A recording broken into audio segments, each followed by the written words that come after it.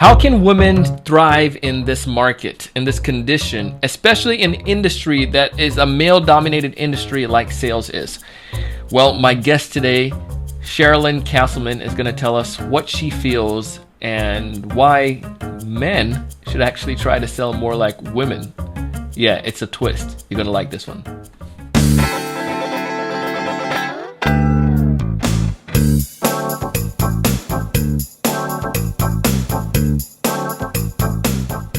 Hey, everyone. Welcome to another great episode of the Sales Evangelist Podcast here on TSC TV on YouTube. I'm your host, Donald Kelly, the Sales Evangelist, and I'm so excited for another great episode. I'm so excited to be here with you today. And on this episode, we have Cherilynn Castleman. And Cherilynn, she comes with this sense of like amazingness. She is one of those people that's just so easy to connect to.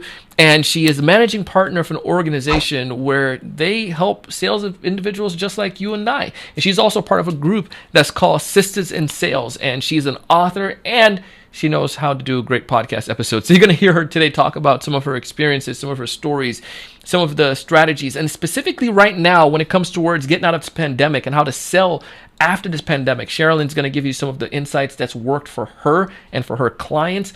Also, she's going to tell you about why women are doing so much better at selling right now and what guys can learn from that. Yeah, interesting.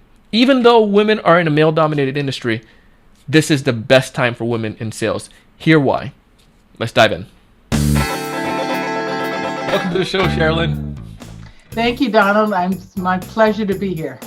Oh, I'm excited to have you. And I bragged about you in a teaser there a little bit and about some of the great things you're doing. But one of the things I mentioned was your book. So you just have a new book that just came out. Before we dive into any of the stuff, do you mind speaking to that for a second? No, I would love to. So the book that I've released is called What's in the Cards? 5 Post-Pandemic Sales Strategies. And, you know, Donald, I've been in sales for over 25 years. I have sold through the financial crisis in 2008 and through the all kinds of crises. And I have so much to share. And so we have been battered and beaten as salespeople. And so I just want to give some tips and tricks and ideas on what you can do to be successful coming out of this pandemic. And so you can find out about the book at postpandemicselling.com.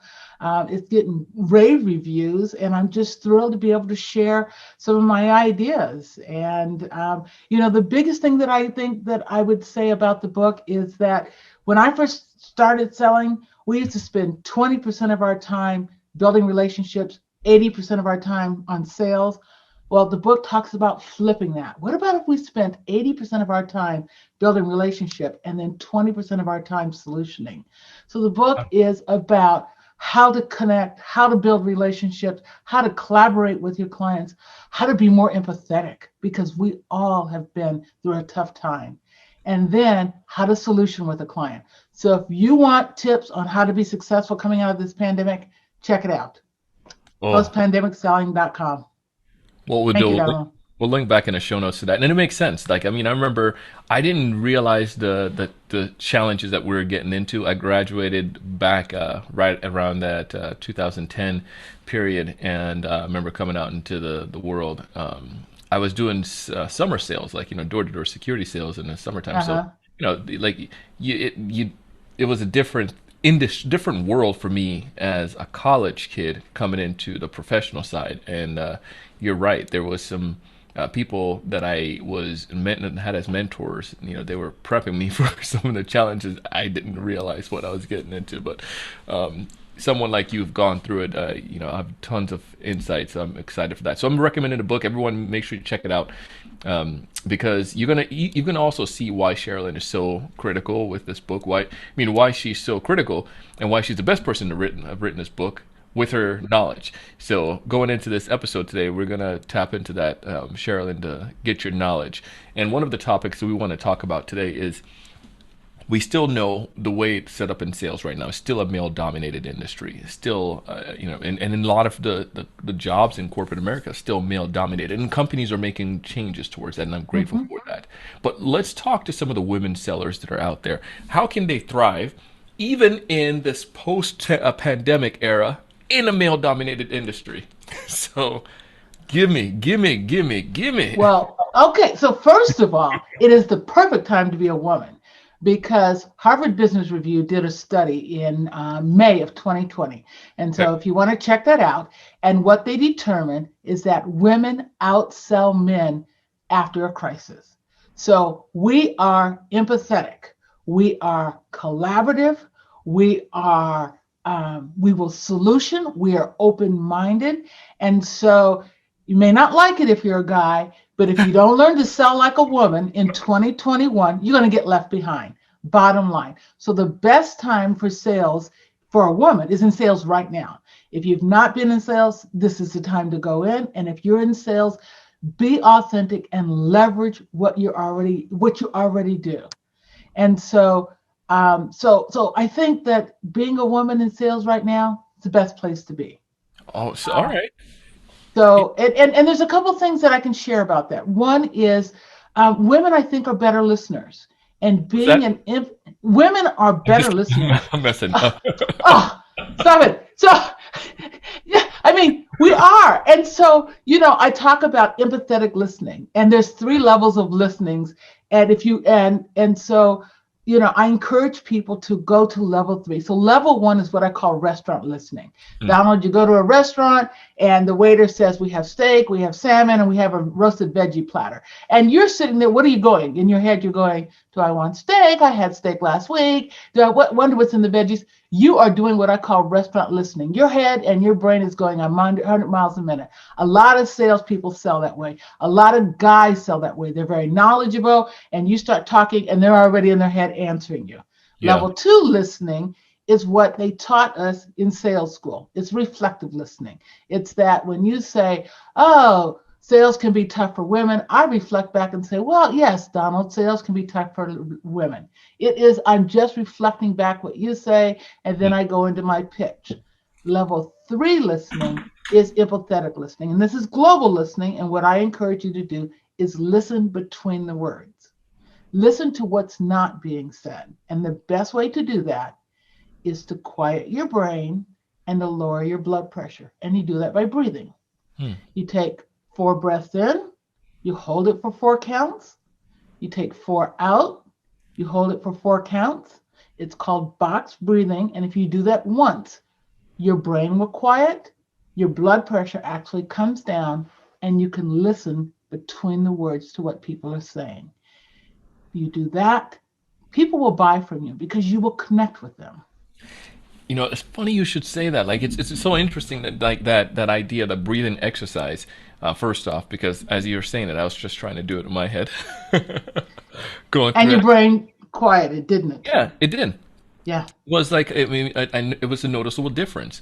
And I think the other part to that too, I've always taught this idea of sell between the lines or listen for what's not being said, but that's a specific way you can do that. And I, where that can come about.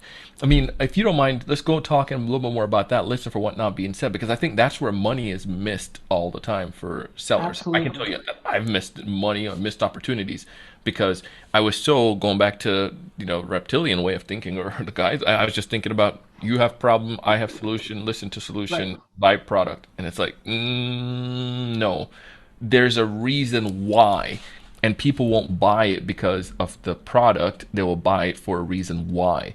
Right. But you mind speaking to that a little bit? What does that sound like when you're listening between the lines, or give me Okay. an So example? what? Yeah. So one of the things that I encourage people to do is, I mean, the pandemic is here in front of us.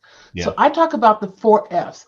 Ask somebody what was it like their first day back from the pandemic, and really listen.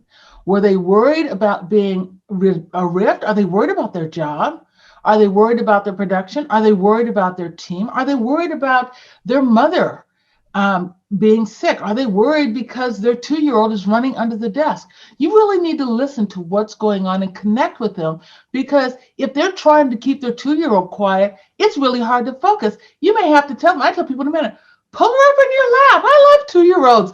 We can work with her, but you have to connect with where people are. So ask what was it like the first time you did whatever you did. What was, Donald, what was it like the first time you were on the air after the pandemic? Just connect with people. The next F, I asked people about their failure.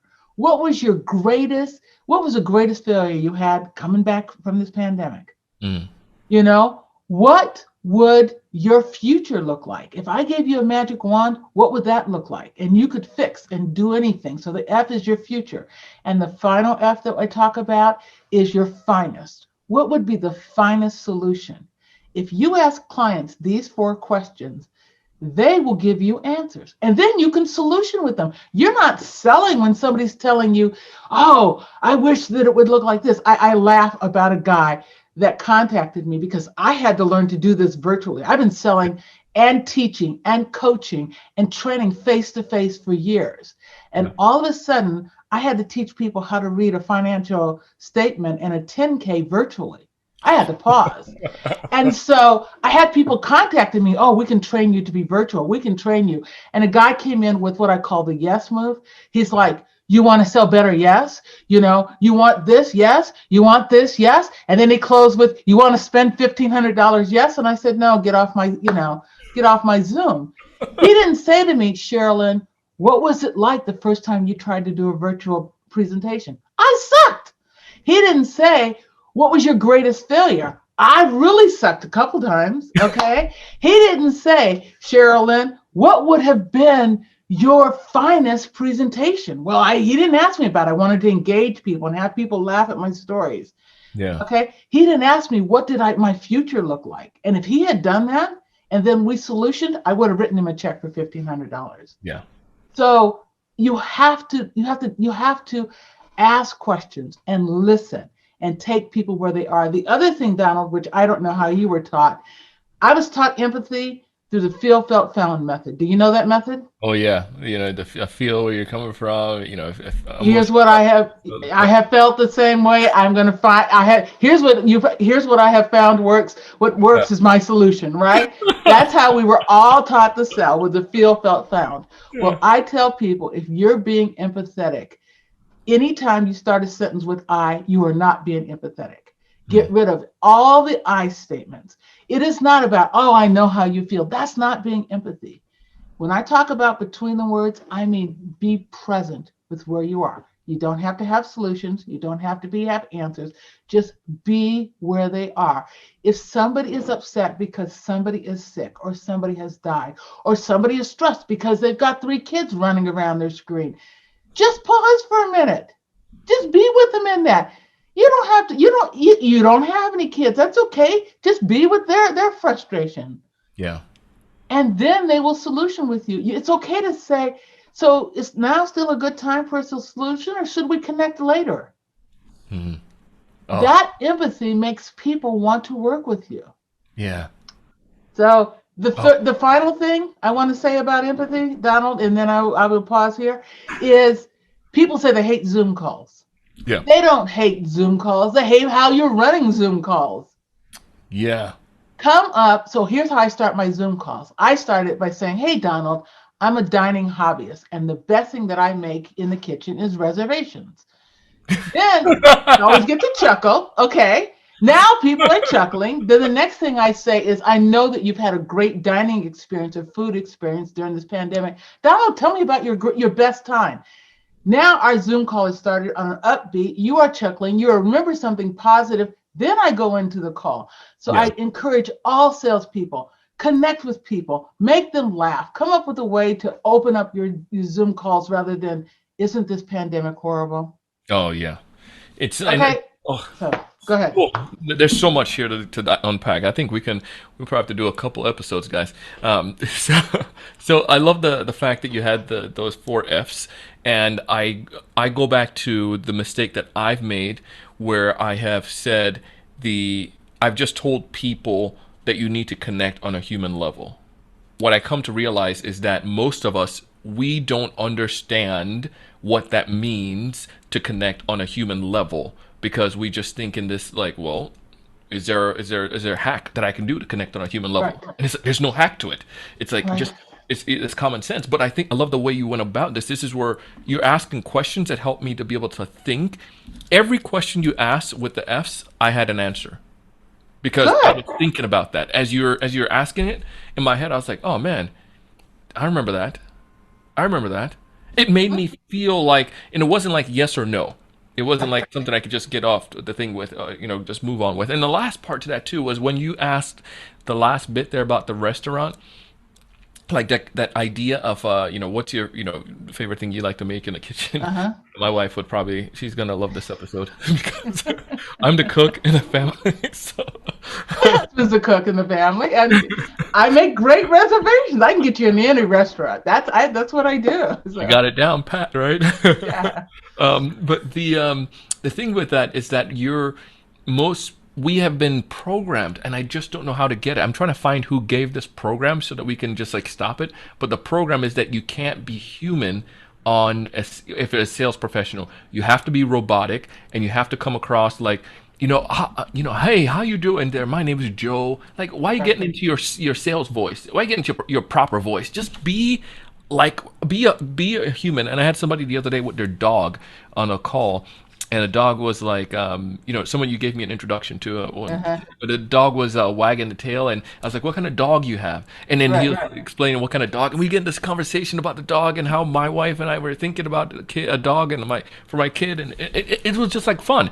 It made us connect, and that led to such a rich conversation. It went over the time that we Right, had right. scheduled to talk because it was so good. You know what I mean? Yes, and that's exactly it.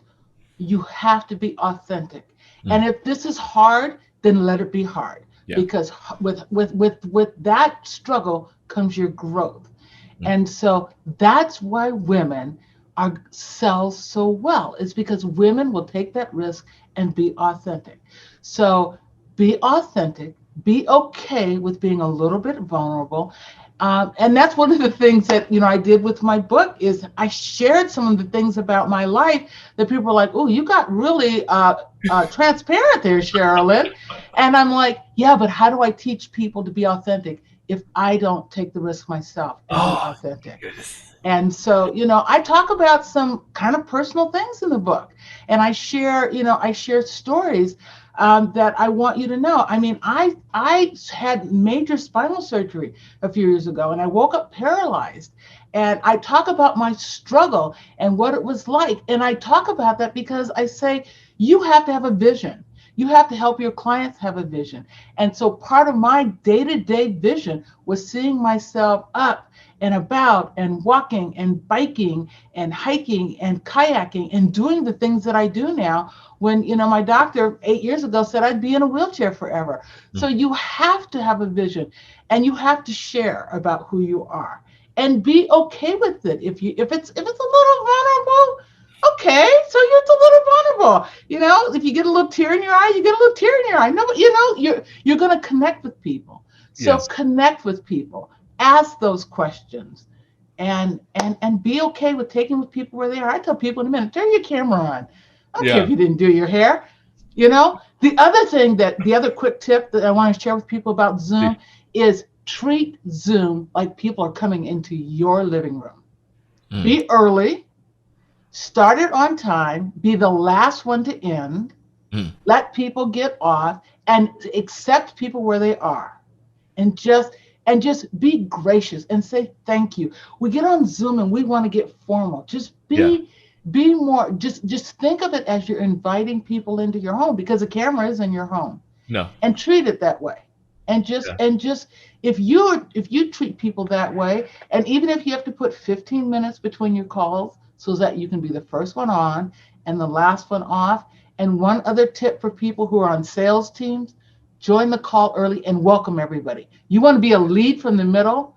Hey, Mike, how are you? How was that sale you did? Oh, Jennifer, thanks for joining. You don't have to be the manager. Just Oh. just just be the leader. Hey, how's it going? How are the kids? How's the dog? Invite everybody who comes in, make them feel welcome. Hey, Jeff, I see you don't have your camera on. Turn your camera on. We're a team. Let's do this. And when your manager joins, hey, okay, Bob, I got everybody on, and we're fired up, ready to go. It's your meeting. Take it away. Yeah. Imagine if you start every one of your team meetings like that for your manager. You are the leader. It demonstrates you're a leader, and it puts you in a leadership role. Oh my goodness, you are speaking it into existence because now your whole team's going to say, "Crap, that person aren't they the leader? Aren't they the one that does?" Right. It's like natural. Who's going to be the next leader? It's naturally going to be Mary. Yes. She's the one that's That's always, right. rallied the troop and able to get us going. Man, there's so much into this. There's another thing that you shared as well, Sherilyn, that I got was the idea of the mindset. This is taking a step back, but it triggered as you were sharing this idea of starting a meeting. Remember when you were just chatting about like people get on Zoom and they get into the depression talk, like, how's, well, my day is bad, it can't be better or worse than mine. Right. 2020 was like, so to go down this we go down this rabbit hole of like, awfulness. My awfulness is worse than your awfulness. Right. But it reinforces this idea that the times are bad. I mean, this is like some great time. I mean, my company has done probably the best it has ever done in history of its existence, and I think there's a lot of good and opportunity still out there, even though there are challenging times. But tell me a time in history when it wasn't a challenging time. That's right. That's right. You know what I mean? And that's, yeah, and that's why I wrote my book. And I know it's corny, but I tell people you want to take these sour lemons from 2020 and turn it into the best lemonade you have ever made in 2021. And Hmm. I promise you, there's an opportunity there. Yeah. And if you're struggling with it, go to postpandemicselling.com. Just read about the book and look at the video there. And I've had people say that the video and the just reading about the book turned them around and just knew that things were going to get better. And yes, it has been rough. It has been tough. There was a recent study by the American Psychological Society, and they said that 83% of adults report that they are feeling some type of stress. And Mhm. I say, I think that's a lie. I think it's 100%. I don't think there's a single adult out there that hasn't been impacted by this pandemic and hasn't had some moment of stress. Yeah. So we've all been beaten up. We're all feeling this. Let's connect. Let's make somebody's day. A question I ask people is, if you had to give up every app on your phone but three, which three would you keep? That's Oof. a great positive question. You know, what's your superpower? As it was saleswomen, I love everybody. Everybody in sales has a superpower. Yeah. Donald, what's your superpower? Oh, you got me there. It got me thinking now. I'd say my superpower would be the I would say energy. Being able to Okay. bring energy to the conversation, being able to bring energy for the excitement for what it is, excitement for solution, the belief in what I have. So I don't know. I think that's probably what it would be. Okay, awesome. So that's what I encourage people to do. Pause, figure out what your superpower is, and leverage your superpower because that's what's going to get you through this.